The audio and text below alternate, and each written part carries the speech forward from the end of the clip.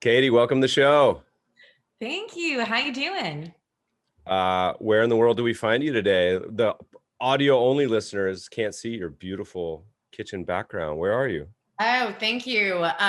We are based in Los Angeles. We've been work from home since last March. I am in Sherman Oaks, and we have sort of pivoted our beautiful West Hollywood studio to my kitchen, coined Katie Kitchens from her kitchen because our marketing team is hilarious.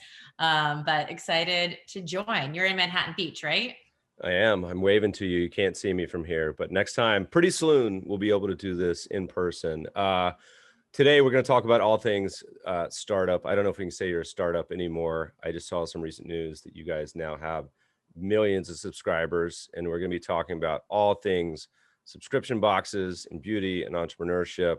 One of the best LA and just success stories in general. But we got to start at the beginning. You were a blogger. I was a blogger at one point. Although I think I might have predated you. I was pre-financial crisis. When did you, let's hear the origin story. You were, there are some stints at Sunny in Philadelphia and Jackass involved too. I want to hear, the Okay. origin. Oh, like not just the FabFitFun origin story. You want my origin story. Give me the quick lead in. No worries. My background is in content. I was a writer for about 10 years before starting FabFitFun with my co-founders, Mike and Dan. And I also, as you said, did a few different sort of TV stints. I worked on Jackass. That was my first job out of college. I worked on It's Always Sunny in Philadelphia. I loved TV. My dad is a TV writer, but it wasn't exactly my jam. And I ended up taking a few journalism classes and ended up, selling articles pretty quickly and fell in love with blogging and writing. And we actually started FabFitFun as a media company. So it's been very much an evolution. Yeah. So talk to me about the early days. Cause there's an interesting parallel is that we had, I wouldn't say started this company with a writing component, and it certainly wasn't in many ways intentional where we are now. Looking back on it, it was sort of a happy accident, but would love to hear the beginnings on kind of how you guys went about the approach. Was it just kind of hey, let's start writing, or was it a paid newsletter? Was it more of a subscription site in the beginning? Tell me the early days. It's interesting. I think our evolution has been a little bit of a happy accident as well. So, our mission is really to deliver happiness and well-being to everyone, everywhere. And, while that has been true from the very beginning, I would say, the way that we deliver happiness, has really changed dramatically over the past 10 years. So, we started as a blog and newsletter. And at the time, and I'm obviously dating myself a little bit, but, the world of media was very much ruled by glossy magazines that were, a little bit of a directive of how women were supposed to look and how they were supposed to act in order to, fill a very narrow definition of beauty. And as a chubby Jewish Puerto Rican girl from the Valley who didn't necessarily fit those stereotypes, we wanted to create something that was, a little different, not your high fashion glossy, but more like your best friend that just happened to know, everything about beauty and fashion and fitness. We were able to, cultivate a pretty strong following. But media was definitely a little tough back then. Every magazine was shutting down, newsletters were closing every second. And we knew that, we had and wanted to evolve the business into something bigger. And, we were writing about all of these amazing products, and it sort of realized that we didn't just want to write about them. We actually wanted to put them into people's hands, and actually give them the experience of discovery that we were doing while we were testing and writing about all of these amazing products. And Part of it was also, as an editor, I'm not sure if you experienced this, we were invited to countless events where you would get these amazing goodie bags afterwards. And it was just this feeling of, joy and surprise when you went through the bags of stuff. And those two pieces were really the reason why we launched the boxes. And at the time, we liked the idea of subscription. There was a couple of beauty boxes that were really popular, and they were focused on sample products. And, for me as an editor, I love to try new things.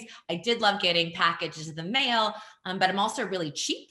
So the idea of, paying for samples when you could go get them for free at Sephora just seemed like very bizarre, not to mention that we really had established ourselves as a lifestyle brand. We believed that women were interested in categories outside of beauty and wanted to, approach the boxes a little bit more holistically. So, we launched the boxes in the spring of 2013, and that really became the rebirth of the business. But, even today, we've continued to evolve. We really don't think of ourselves as a subscription box company. It really is, a shopping membership, based around discovery, value, and, still that happiness piece.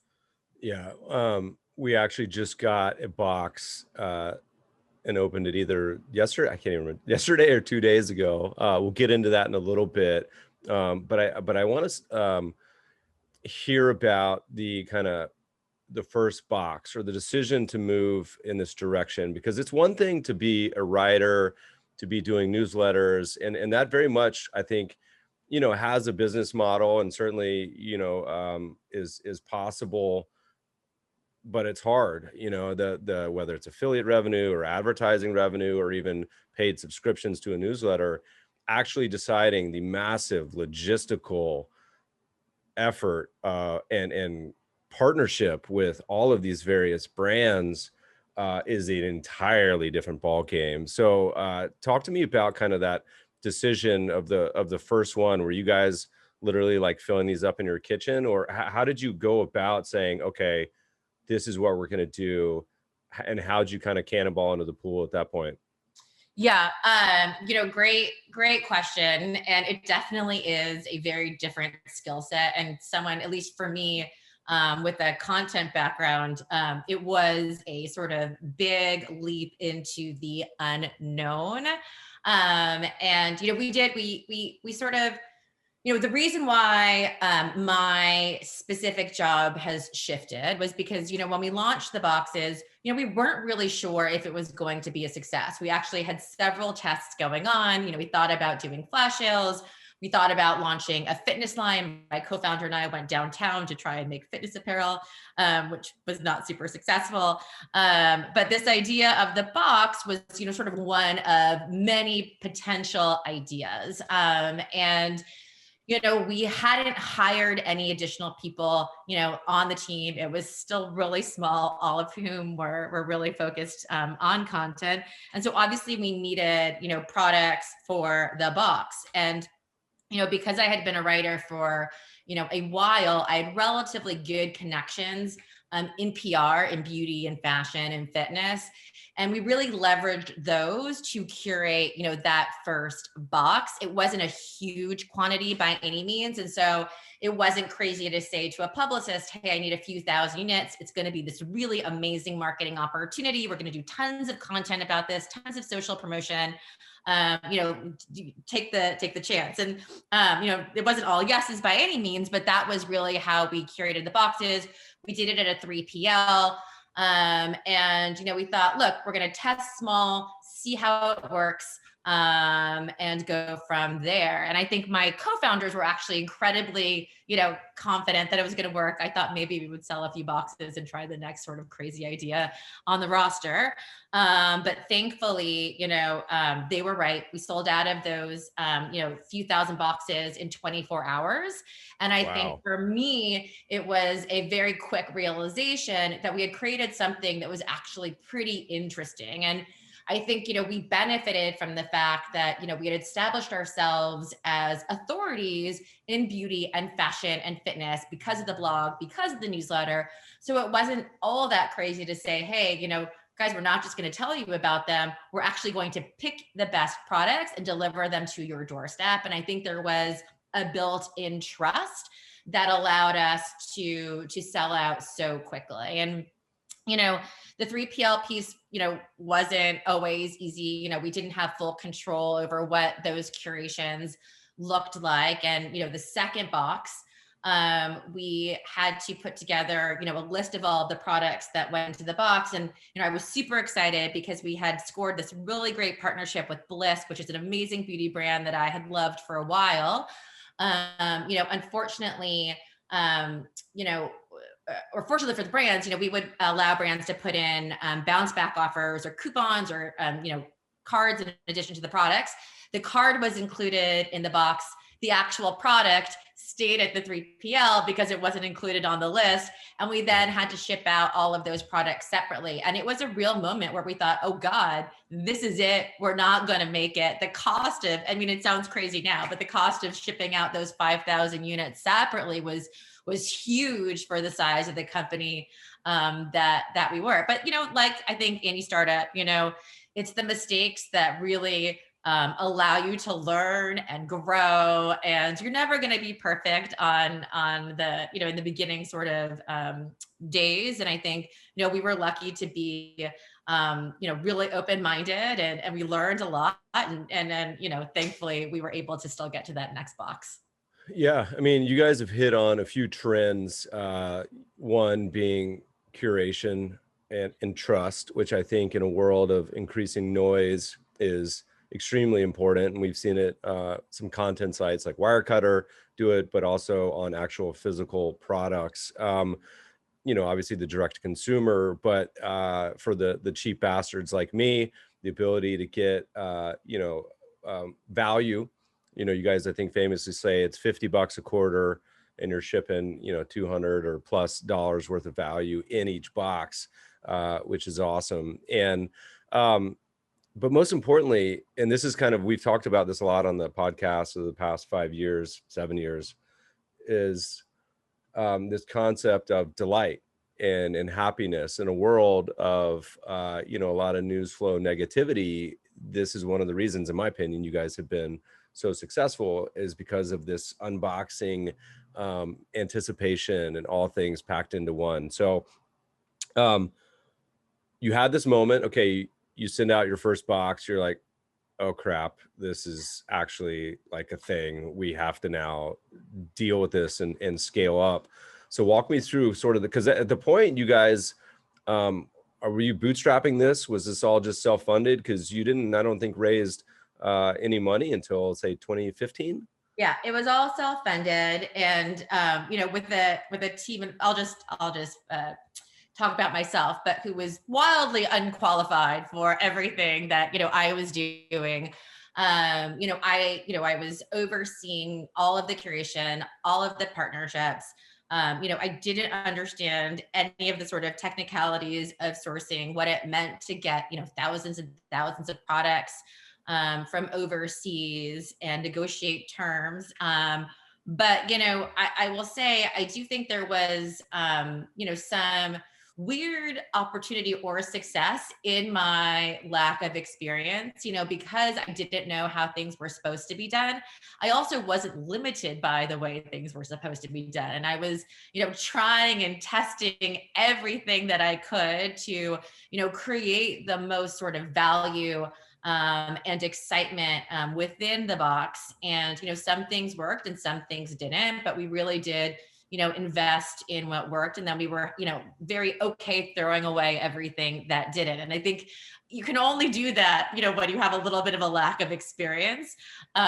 Things have certainly changed these days. We have an amazingly talented team who is far, far better at everything that they do. But there was, I think, a few weird wins in the early days, just because we were just so willing to try and see what kind of worked. I think, for us, or for me rather, one of the challenges that we faced early on was, as we were trying to onboard great brands, this business model just didn't truly exist in the way that we were doing it. And I think, we were trying to convince people to take a chance on something that they really didn't understand. And that's pretty scary for brands. But I think, we were able to create such a unique marketing platform for the brands, that while it took a lot of cold calls, it took a lot of meetings, it took a lot of sort of, trips to various conferences and trade shows, we finally did get, some yeses. And I think part of that was driven by the fact that we really, we still think of ourselves as storytellers. And, that marketing platform was built on this idea that we wanted to bring the brands and the products to life. It wasn't just about sending stuff to people in the box. It really was, bringing founders on for founder chats, talking about ingredients, talking about materials and sourcing, doing tutorials, and just the overall inspiration behind the brand and why these were the must-have products. Obviously that creates a huge amount of, value for the members to understand why they're great, but it also is fantastic for the brands because they get their story told. They get now, hundreds and hundreds of millions of impressions because of the content, because of the social, and that really becomes a win-win.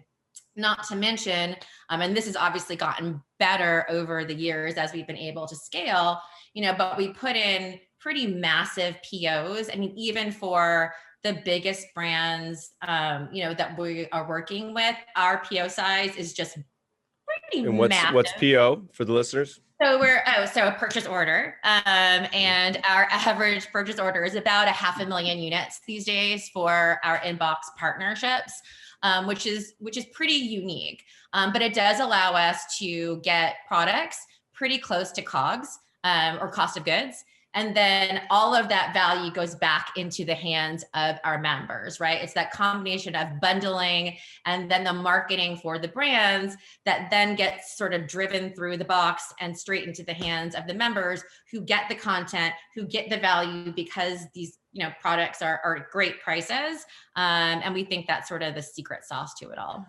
Yeah, I mean, you definitely have at scale a certain ability, to chat with brands now. But I imagine the early days, what was the pitch? Hey, look, we're just going to get you in these households. It's going to be sort of brand recognition, or you're trying to expand the eyeballs on your products and just get people to try it.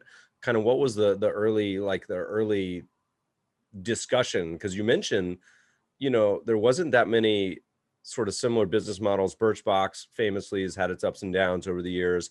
And now you can look back to all these major successes like y'all and Stitch Fix, on and on and on. But at the time, like, were the conversations hard, when you were talking to them and saying, hey, look, what was the pitch? We're just going to get you in front of thousands of people. No, they were very hard, because one, it was sort of a new business model, and two, because in part I didn't know what I was doing. And, I have since had conversations with many founders and CEOs who, jokingly make fun of me about, running around trade shows and trying to explain what this concept was with clearly no idea of what I was doing. But that's okay. We grow, we get better. But the idea was sort of exactly that, the idea that sampling is such an amazingly powerful tool, getting your product into the hands of, in the beginning, thousands of women, or today, hundreds and hundreds of thousands of women. That in and of itself is pretty amazing. Now, the categories are a little bit different. Beauty is a much sort of easier sell in that it's a replenishable, right? You try moisturizer, you run out of the moisturizer, you're going to go buy it again. And I do think, including those bounce back offers early on, really trying to get those repeat shoppers, and, was very crucial to our success. And they did. They saw lifts in sales pretty immediately. I think for brands outside of beauty, like fashion and fitness and home, that was a little bit more challenging. And that was much, more driven around brand awareness. And I think, early on, we saw a lot of success with influencer marketing. You know, that really wasn't a term, to be honest, when I think we started to do it. And, you know, for us, I think, you know, we saw a lot of success in really casting a wide net when it came to the influencers that we were working with. You know, obviously we were working with the beauty YouTubers and, you know, the fashion Instagrammers. But we really wanted, you know, our members to see themselves in the people that we were working with. So mom entrepreneurs, Olympic athletes, comedians, you know, reality stars. And they would then do unboxings across their social channels. And they weren't talking about FabFitFun in general. You know, they really were, you know, looking at every product, tagging every brand in the post. And that just automatically created a huge number of impressions for the brands in the box, which was a huge, huge selling point. And what was funny was it very much became then a trend for our members to do the same thing, where, you know, they saw influencers doing the unboxings. They then wanted to be, you know, the first person on their blog to tell their friends about, you know, all the cool stuff that they found within the FabFitFun box. And so, you know, while they may not have had massive followings, the combination of all of the members just created a huge sort of supernova of user generated content that was obviously great for the brands within the box. And then also it was great for acquisition for the FabFitFun membership. So that was really exciting. I think the other thing that I will say that was really beneficial for us in the early days with influencer marketing was that, you know, we also promoted the influencer post. So it wasn't just organic reach on their part. We put our own spend behind it, which was, again, you know, great for impressions in general, but it also made the influencers really happy because it helped grow their following at the same time. So again, it's always trying to find these sort of win-wins that, you know, really help FabFitFun grow, but also help, you know, the people and the brands that we work with grow at the same time. Yeah, I mean, it's brilliant in retrospect. You know, I feel like it's kind of table stakes today. People understand a lot of what you're talking about, but in many ways, doing this 5, 6, 7, 8 years ago I think is a lot of ways pioneering. You hit on a lot of trends, so well done. Talk to me a little bit about how the product has evolved over time. You know, so you start out with this box, but like you mentioned, a big part of it is community. And let's talk a little bit about how the business model has evolved. You know, I had invested, so shout out to Draft Ventures, but back in 2015, I saw this come across my desk and I was like, this is Meb's perfect wheelhouse favorite investment. I subscribe to a fair amount of subscription boxes over the years, and you guys have been one of the few that has remained, and it's not even for me is the best part, remained in the queue. And so tell me how it's evolved. I mean, I know the answer to this. I look back at the original deal memo and talked about you guys getting to a goal of, I think, 50,000 subscribers, which, you know, add on another comma or zeros. Talk to me how it's evolved since the early days. Yeah, it's definitely changed. You know, with the very first boxes, you know, everybody got the same, you know, 7 to 9 products. And, you know, it was interesting because in the early days, you know, most of our members came from our website and newsletter. So they were, you know, more similar, I would say, to my demo than certainly they are today, just given the breadth of the membership. So in the early days, you know, I picked 8 products that I really liked and sort of hoped and prayed that people would like them as well. And, you know, it made sense in the early days when we were a little bit more similar. But of course, as you grow to millions of members, you know, that audience just automatically becomes more diverse. And what we know is that, a 16-year-old in San Diego, probably wants a different product than a 65-year-old in Kansas City. And the reality is today we have both of those women within our membership. So for us, we spent the last several years, really pushing towards more and more customization, so that, we weren't just picking great products, but we were picking great products and then making sure that it was getting to the right person. So they were great products for you specifically. And it's been a bit of an evolution. We started really sort of slow, making sure that we got it right. So for example, we would include a scarf in the box, and then we would do it in a few different colors or patterns that someone might be able to choose from. And it was a great first step forward. But the truth of it is, if I lived in Florida, I probably never want a scarf at all. I don't care what the color is. So for us, it was pushing, for more and more customization until what we actually launched this summer, which is a fully customizable box where annual members can choose every single product, within the curation. And we very much think of it as, a prefixed menu.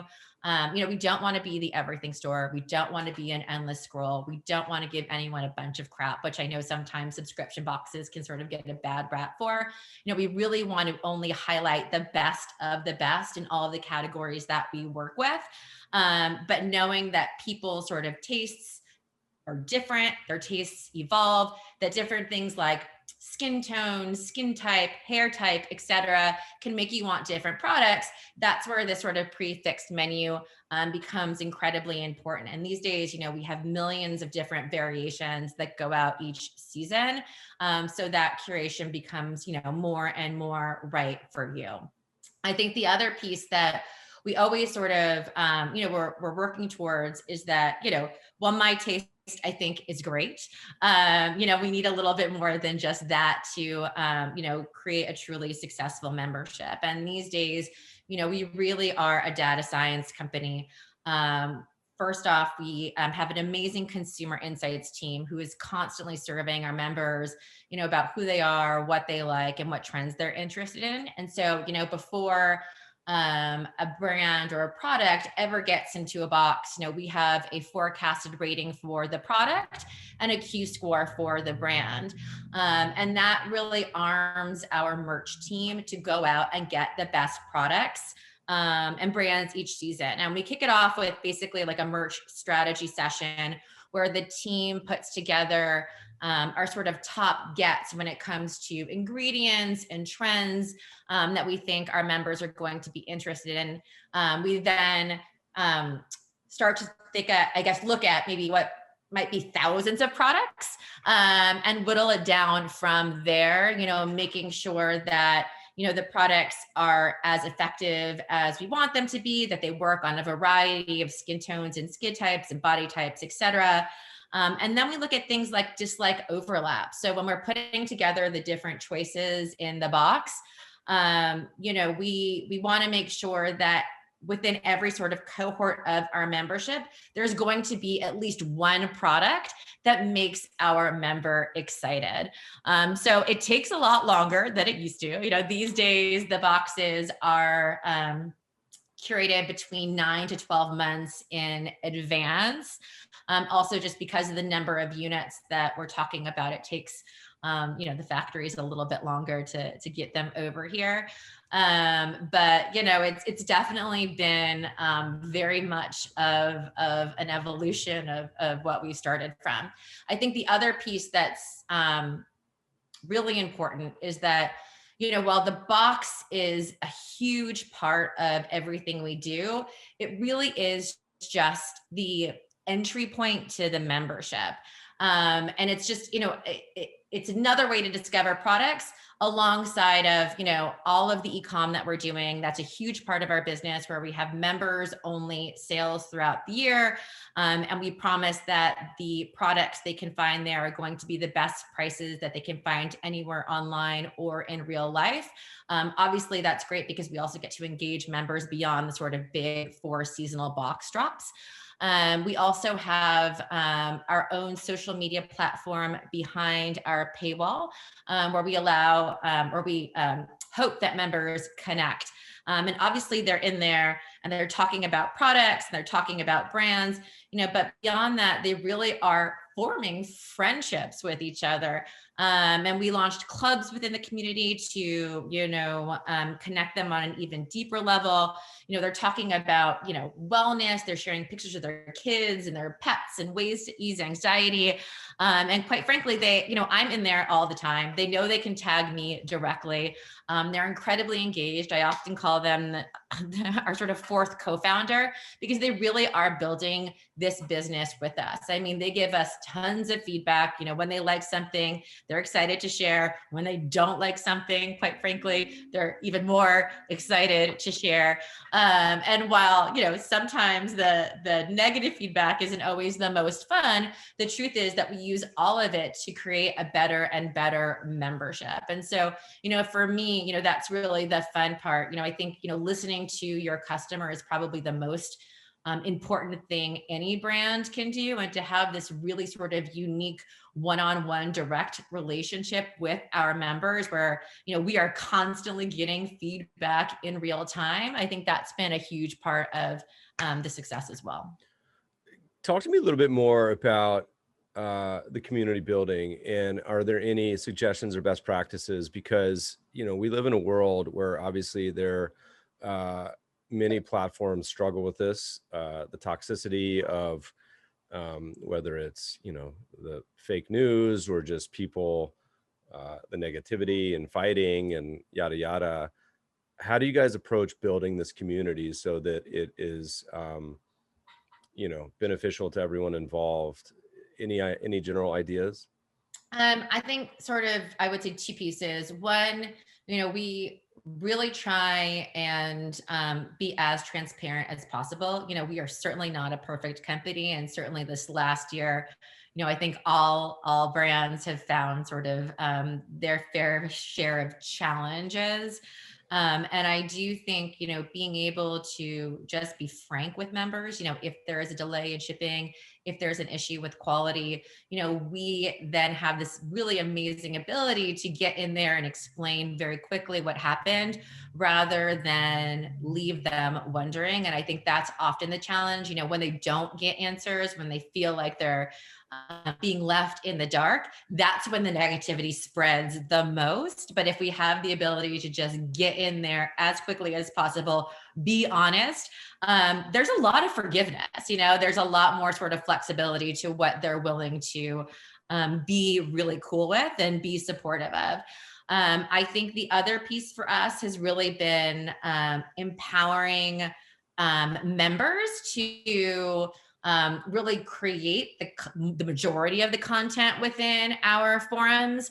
And, I think if it's just us talking to them all the time, it feels not the same as, our actual members who are out there representing us, who really do have this sort of love and affinity for the brand.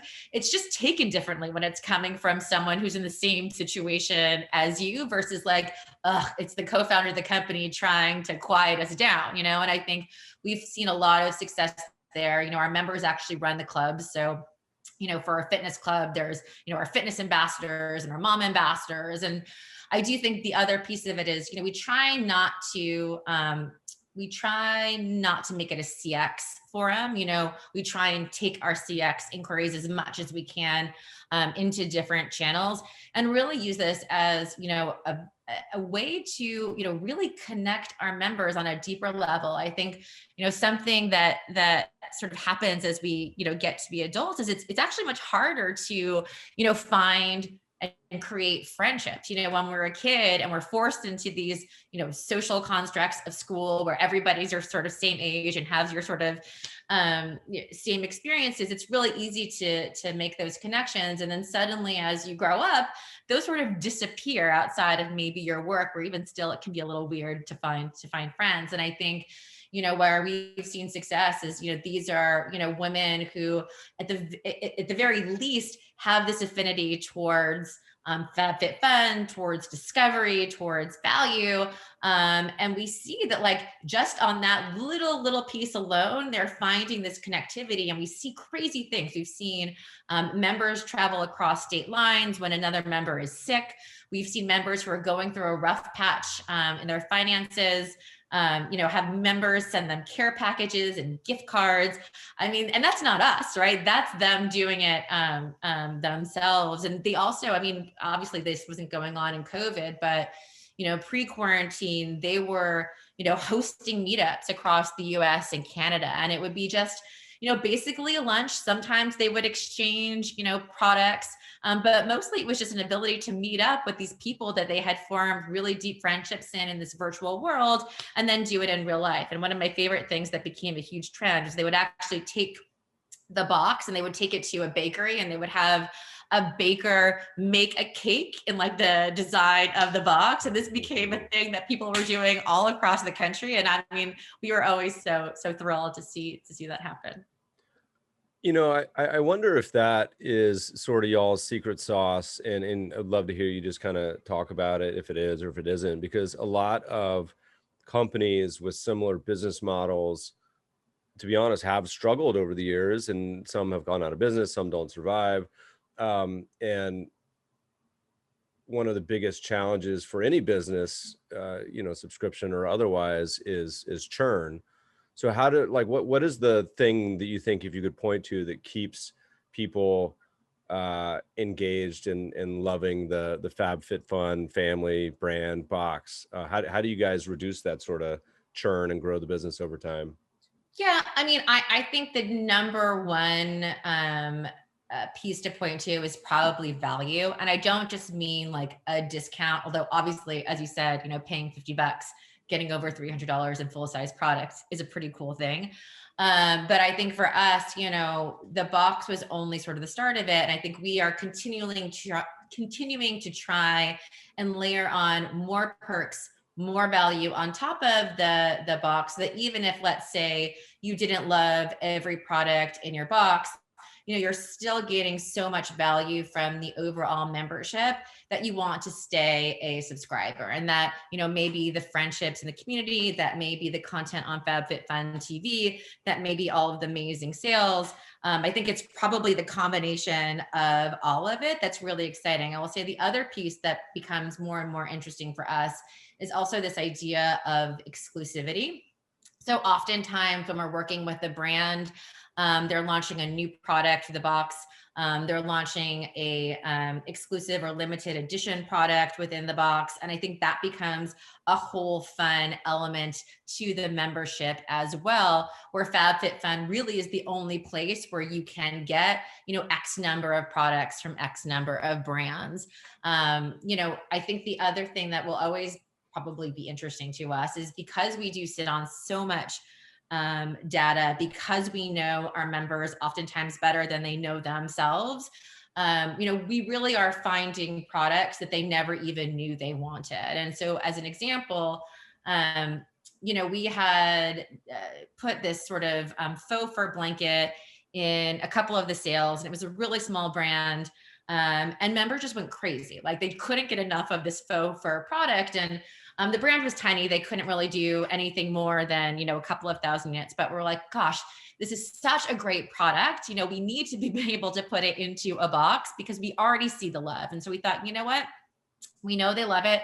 Let's launch a brand ourselves. And so we partnered basically with an operator who was pretty awesome in the space. We actually brought on Ellen DeGeneres as a third co-founder, because she had such, an affinity for animals. And we launched a faux fur line, and it's actually the highest rated product of all time. And we've since done different colorations in the box, all sort of crowdsourced from the community.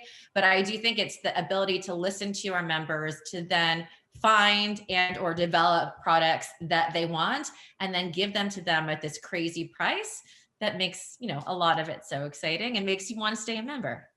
A perfect example is probably our favorite product, which I would have probably not selected had it been a choice, but now everyone loves, and half of our friends own them, is the yellow and white cooler. Oh, Do you know what I'm talking about? Yeah, it's like a little, cooler. you Oh, I'm know, aware. it's perfect for LA, right? You take it down the beach, you can put some snacks, maybe a couple beers, bottle of wine or something in there, and it's just perfect size. And never in a thousand years would I have selected, but I absolutely love it. What else is on the Hall of Fame, Mount Rushmore? I know you probably can't choose from your favorite children, but any products in general that have been like, you're like, this has been a killer. Yeah, I mean, that's funny. The business and pleasure cooler is definitely up there. I use it all the time. And one of my favorite things actually in life is just seeing FabFitFun products out in the wild. And I take all of my products everywhere. I'm a user of everything that goes into a box. But then when I see, a bunch of coolers at the beach, it's always like a real thrill. And I never know whether to say something or not. And this is like an internal struggle that happens all of the time. But I will say over the years, some of the towels that we have done have been a really big hit just because the patterns have been so beautiful and, for lack of a better words, Instagrammable. There was a huge trend around roundies a few summers ago where everything was these sort of gorgeous Moroccan inspired towels that people were loving. I do think, the beauty brands tend to drive a tremendous amount of happiness, just because, beauty products are expensive. And this is oftentimes the only way some of our members can afford these really prestige beauty products, like a Dr. Brandt, like a Kate Somerville. A personal additional favorite, I will say, we worked with the home brand West Elm to develop these really beautiful navy and white bowl sets. And that's another, product that sits on my counter all the time. I'm obsessed with it, but there's a lot. It's like picking a favorite child. It's a hard one. Yeah. You guys have been an amazing success story, not just in LA, but in the entire startup scene. But like every company, there's got to be some whiffs, some embarrassing moments. Is there anything you look back where you guys tried and you're like, oh, well, that was a horrible idea or a failure or a total mess? Anything come to mind? Oh my God. First of all, there's so many, and I don't know what that really says about us, but I do think I will say the positive side of it is that we really are very willing to try a lot. And inevitably that means a lot of things aren't going to work. But when they do, that's where the fun really happens. But I will say, so, the majority of brands that we work with are premium products, things that retail, somewhere between 20 to even a few $100s. And we are paying for those products, and we're not paying wholesale. We're paying COGS. And that's the majority of how we work with brands. There is a second arm to the business where brands can actually become sponsors within the box. And these are typically CPG brands. They're inserts. They can do sample products because for them, it's just like a media buy where they are donating the product or the inserts that go in the box, and then, paying some fee for extra influencer spend, for extra dedicated campaigns, content, etc. And I remember when we first, started the concept, we were thinking of it just like as an advertisement in a magazine or a commercial. And, when we started to think about, what this could look like, it was almost like a no-brainer, right? An extra product for members. All of the revenue that we're going to make goes back into making the membership better. So why not try and make it happen? So our very first sponsored product was Pantyliners. And, there's not anything particularly sexy or fun about Pantyliners, but again, it was just an extra product. And we're like, we're going to make some money. We're going to make the membership better. Why not? So we threw the Pantyliners into the box with no real mention of the fact that they were in fact a sponsored item. And so when members received the boxes, they were literally like, what the hell? Like, did I just get a pack of Pantyliners instead of an eyeshadow palette? Is this a replacement for an electric diffuser? And there was no real communication on our part to explain what sponsored products meant, that they really were just an advertisement. And, that was a big blow to us because we really do think of ourselves as good communicators, but we just totally dropped the ball. And it really did, though, I think, inform the way that we do business now, and that we are such over communicators. We really do love to explain all of the intentions of what we're doing. And we asked members, look, here's what we're thinking. Like, you can either get a box with an extra product with a higher retail value, knowing that that revenue is actually going to make the membership better, or you can get a box with less products and a lower retail value. I can guarantee you everybody chose the former. And now, sponsored products have sort of seen a huge 180. We had these really amazing gummies, sort of beauty gummies in a box that was like more loved than half of the premium products that we put in the box. And so now it's sort of just a win. But I think that communication and that sort of transparency, it was a hard lesson to learn, but it's certainly a good one. You guys, I think at one point,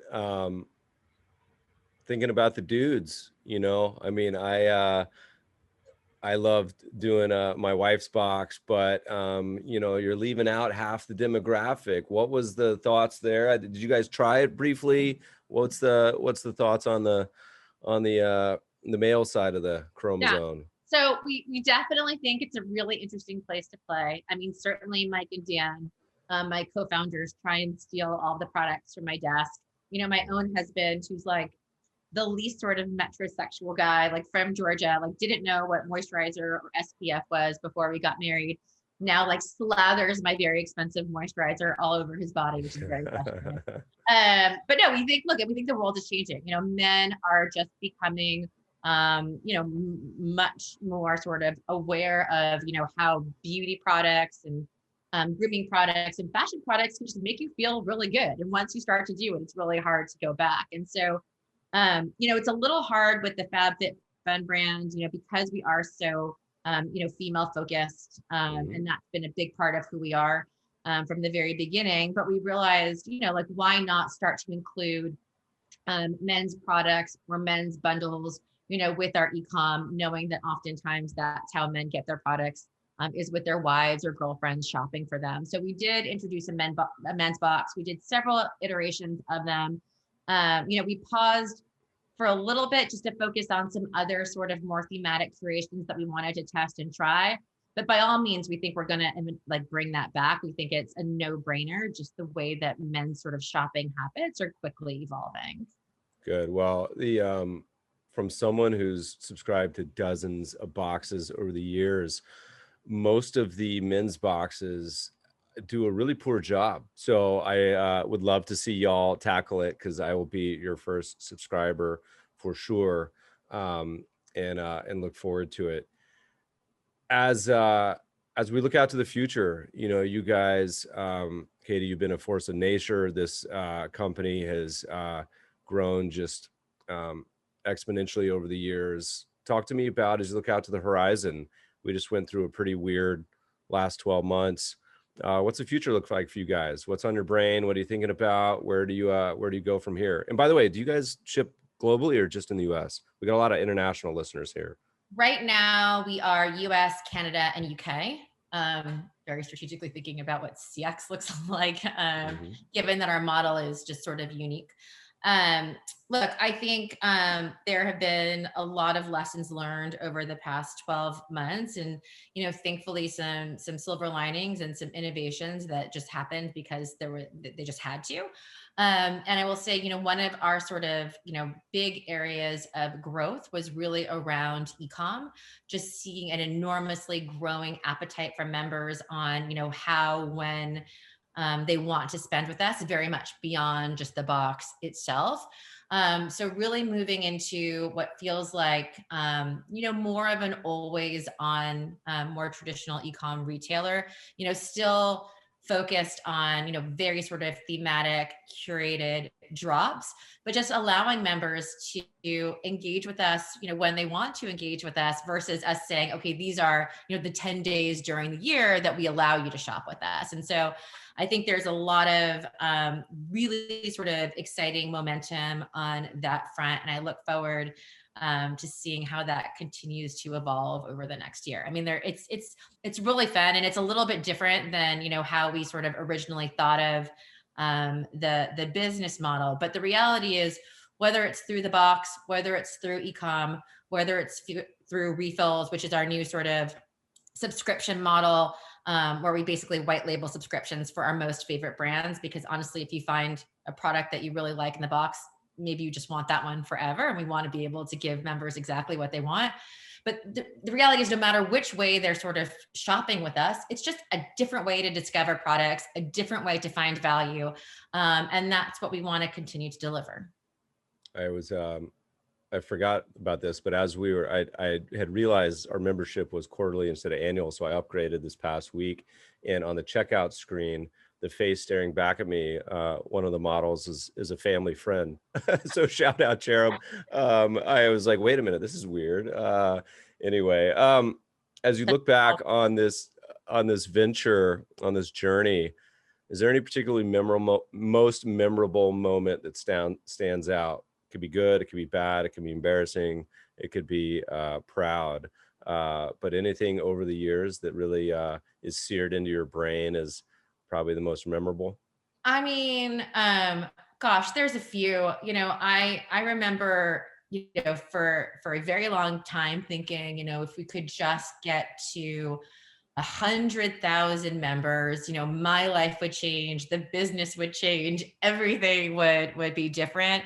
And so then when we passed 1 million members in 2018, that was certainly a good moment. I think that was just one that we all sort of took a step back and said, wow, this feels big. I think second to that, there's been, brands along the way that have made a huge impact. I remember very clearly closing the deal with a beauty brand called Dermalogica. And, it was a hard road to close, but, when we did, not only did it, create a huge amount of member satisfaction, but I can point to that as a moment that really unlocked all of the other beauty brands, right? These are small industries, people talk. If the campaign worked, it made a huge difference. And I remember the woman who got the deal done. I will always be grateful for her. I think about her probably more than she would like. But these are just weird things that really made a difference in the overall business. Awesome. Katie, this has been a lot of fun. Where do people go? What's the best places if they're looking to sign up, if they want to check out what you guys are up to? What's the best spot? All right, it's really easy. FabFitFun.com. It's a bit of a tongue twister, but it is all things fun. So hopefully you guys will check it out. Awesome. Thanks so much for joining us today. Thank you. That was a lot of fun.